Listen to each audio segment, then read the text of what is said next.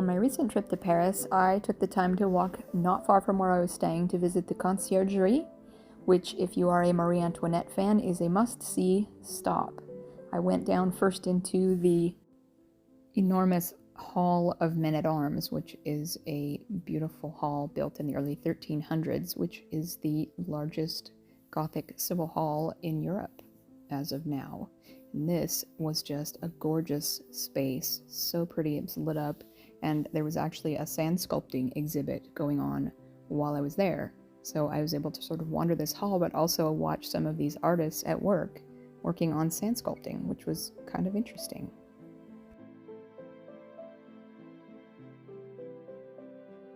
The main reason I was here really though was because of the connection to Marie Antoinette. This was many prisoners' last stop during the French Revolution. This was where they were housed directly before they were taken to the guillotine, and this is where she spent some time. So they do have some original pieces of locks, some original documents, the layout of, say, the original barber's room where they would have their hair cut off before execution, the room that has their names logged, and you can see Marie Antoinette was just listed as Capet. This is a chapel that was made out of the cell that she occupied, and it's dedicated to her. And they have some of her personal effects that were hers while she was here. This is a really cool case with some of her personal items, little jewelry and lockets and some clothing. I really just spent some time looking at all of these personal items that are so poignant to see. And one of these is a brooch that's actually woven with hair from her husband Louis XVI and their son, and they're woven together. Oh, it's their hair. Oh my goodness. And they have one of her gorgeous little shoes, and they're so small. She must have been so small. Her things are so small, and this little tiny cap. I stood here forever. This was just really poignant for me. But the main thing here that I was surprised to see were her knitting needles. Oh my goodness, these were her knitting needles that she used while she was in prison here. And I knit. Sorry about the glare. I knit, and so this to me was just so moving to see. These are things she used while she was here, right before she was executed. From here I moved through the Chapelle des Girondins, which was named for some revolutionaries who were given sort of a last supper here before execution, and then out into the courtyard, and this is where the prisoners would have gone. This was the women's courtyard, I believe, and it was where the women were allowed to come out and get some fresh air and get any exercise and interact a little bit. Here it is.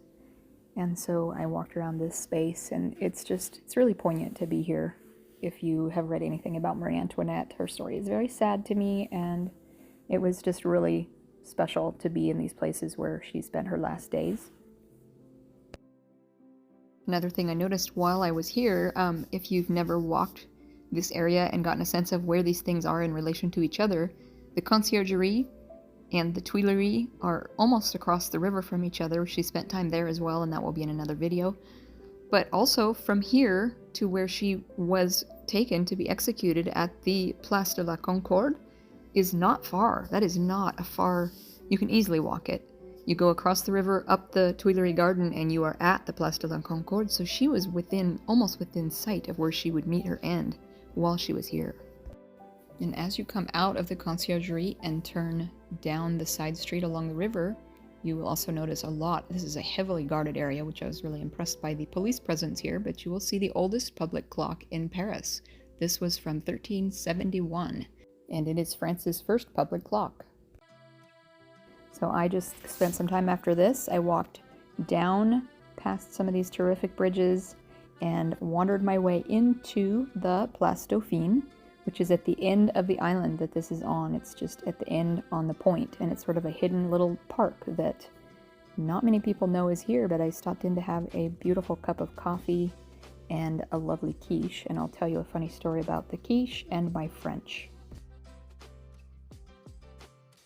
To make a long story short, the owner asked me why I wasn't eating the crust of the quiche, and I don't eat a lot of bread, so in French, I thought I said I love it, but I'm trying to eat less bread. Instead, I used the wrong word in French, and I said I'm trying to eat better bread, and he just looked at me and sort of walked away. So that was my fail on French for the week. I hope you enjoyed this stroll through the conciergerie and a little bit of a view of the Place Dauphine, and there's an adorable little dog that I spent some time watching in a little orange sweater. If you enjoyed this content and you'd like to see where I went next after this, don't forget to subscribe. Thanks for watching, and I'll see you in the next video.